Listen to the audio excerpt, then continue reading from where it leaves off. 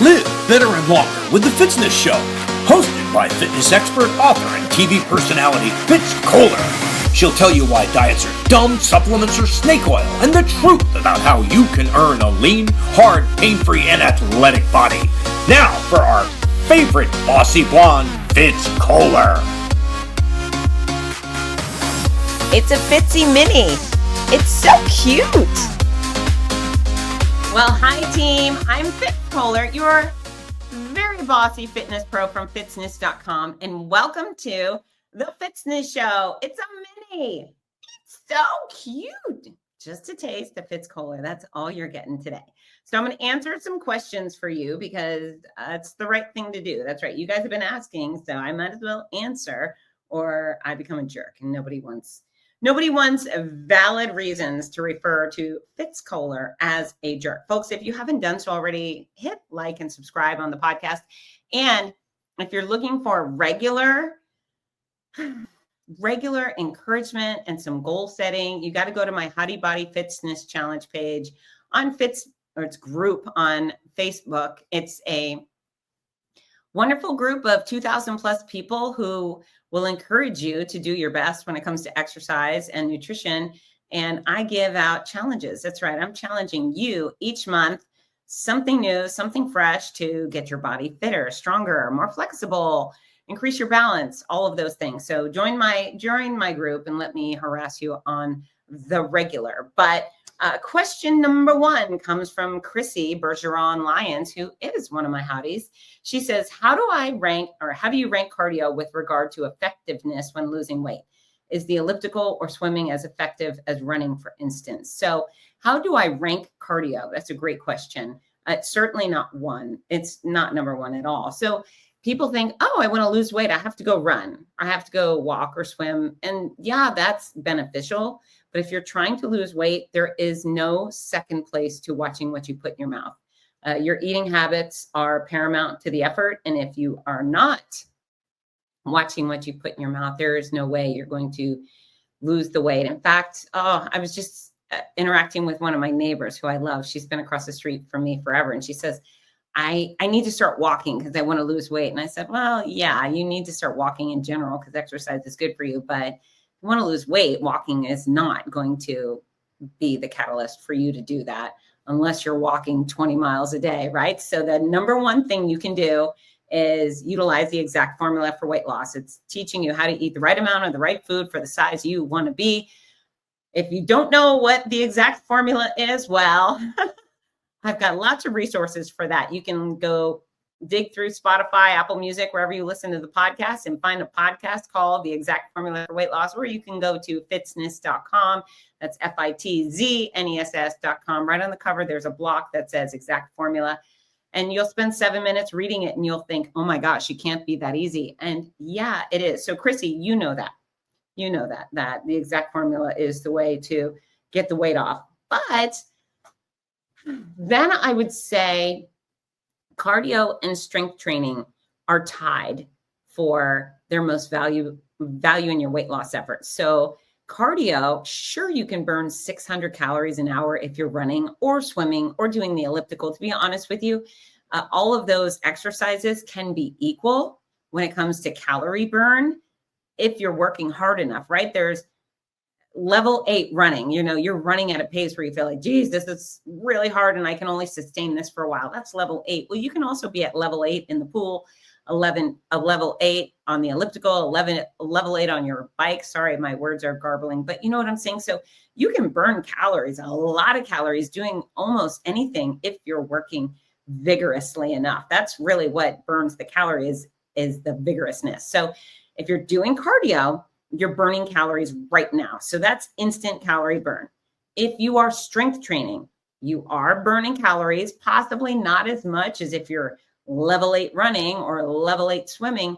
However, when you build muscle, you increase your metabolism dramatically, right? So if there's the stronger version of you and the weaker version of you, the twins, you're just sitting right next to each other. The stronger version of you is burning more calories just sitting there.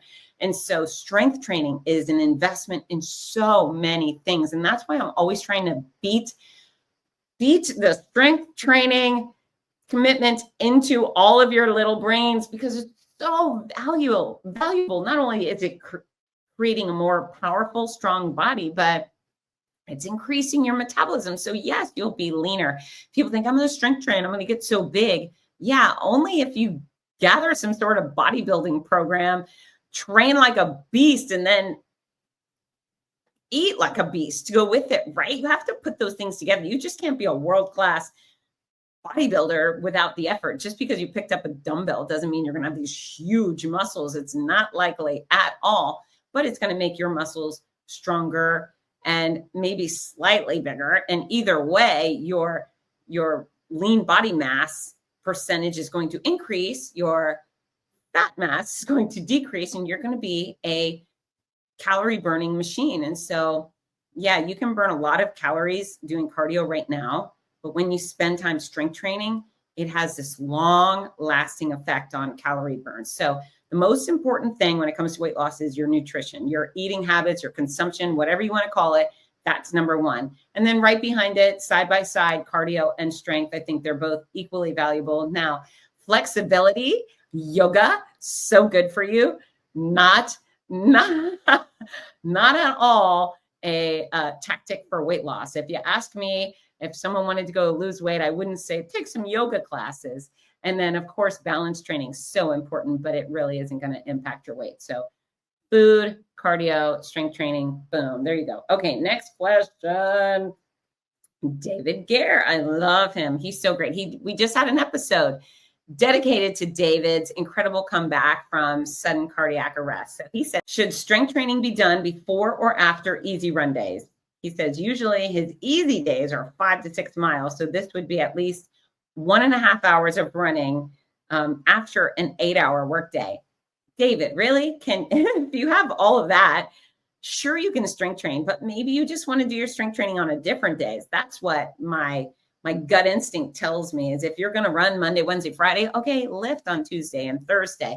Maybe on all of those days, you do balance training. On all of those days, you do a killer stretching routine. But an hour and a half of running, I don't know if that's going to be just the wisest idea to do strength training. However, if you are going to do a 6-mile run and strength training on the same day, what I encourage you to do is do your priority first. So if you are trying desperately to pack on muscle or increase strength, you should do that first.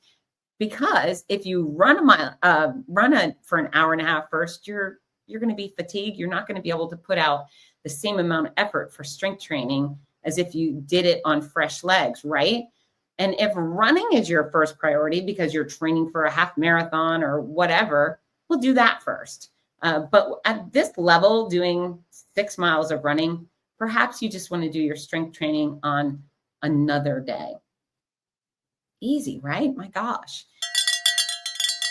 And we will be right back. Are you looking for the perfect gift for a loved one battling cancer? The Cancer Comeback Series by Fitz Kohler offers hope, inspiration, and practical guidance. With Your Healthy Cancer Comeback, My Noisy Cancer Comeback, and The Healthy Cancer Comeback Journal. These books are a lifeline for all patients and survivors. Right now, you can order autographed copies at a special discount. Show your support and help a loved one go from sick to strong. Visit Fitzness.com today. That's Fitzness.com. Fitzness.com. We're back.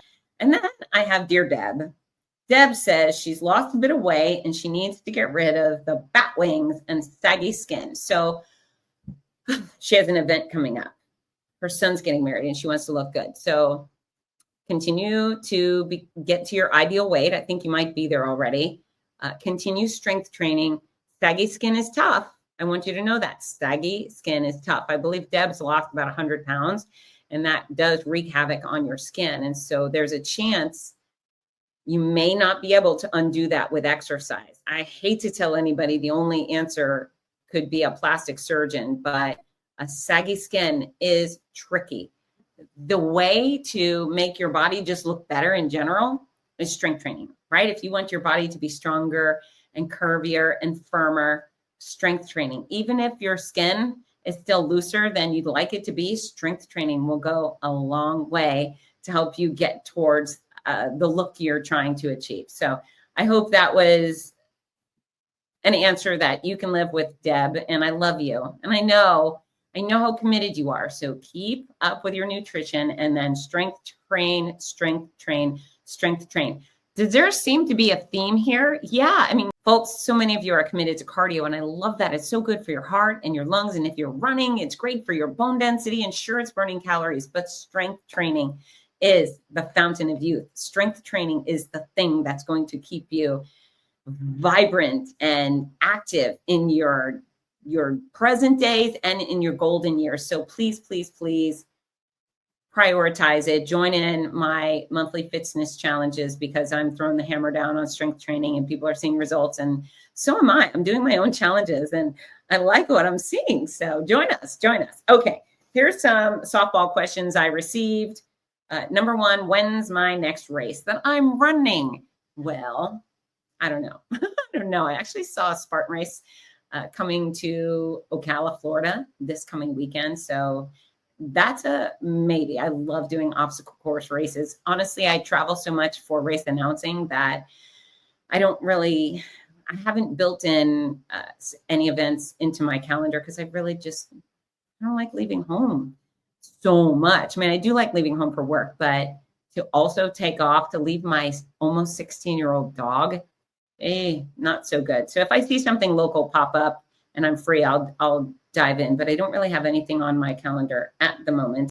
And then someone immediately after asked what was my favorite marathon to run and my favorite marathon to announce. So my favorite marathon to run is the only marathon I've ever run, which is the Boston Marathon. That's right. My only marathon was the most iconic marathon in the world. And it was a great time. I had so much fun. And I recorded a podcast about it. It was October 21, but that was a really good time. It was hard for sure, but I didn't know any difference, right? That was the only marathon I've ever done, in 26.2 miles. It was tough, but awesome, but so awesome. And then what are my favorite marathons to announce? And that's like picking your kids, right? But I can tell you there's two that are really near and dear. Honestly, I could tell you why all of them are near and dear to my noisy little heart. But number one is the OC Marathon in California. It's an epic event. It's huge,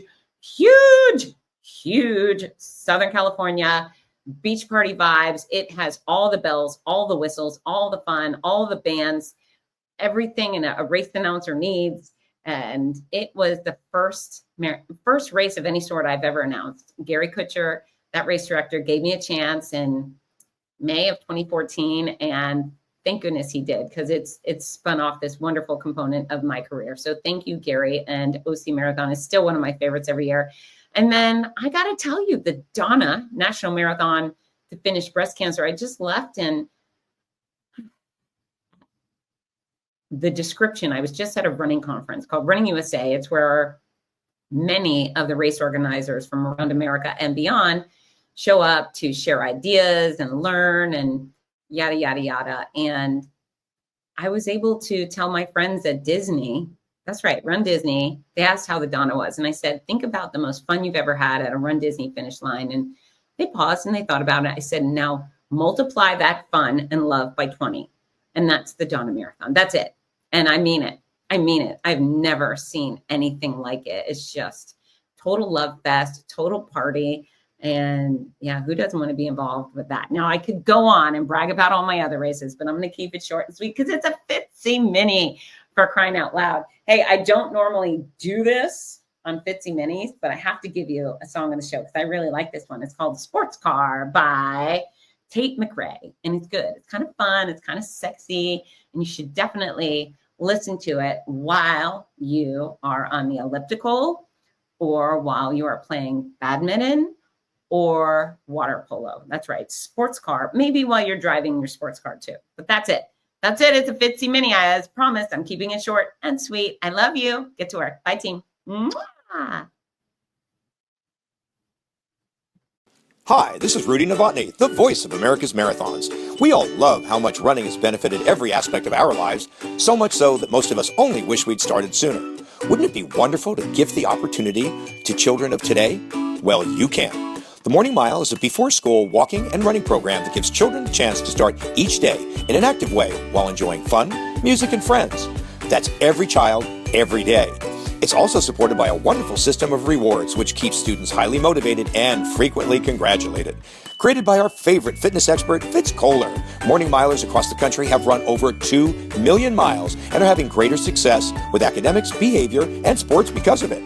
The Morning Mile is free to the child, free to the school, and is inexpensively funded by businesses or generous individuals. Help more kids get moving in the morning by visiting morningmile.com. Champion the program at your favorite school or find out more about sponsorship opportunities. That's morningmile.com. Long may you run.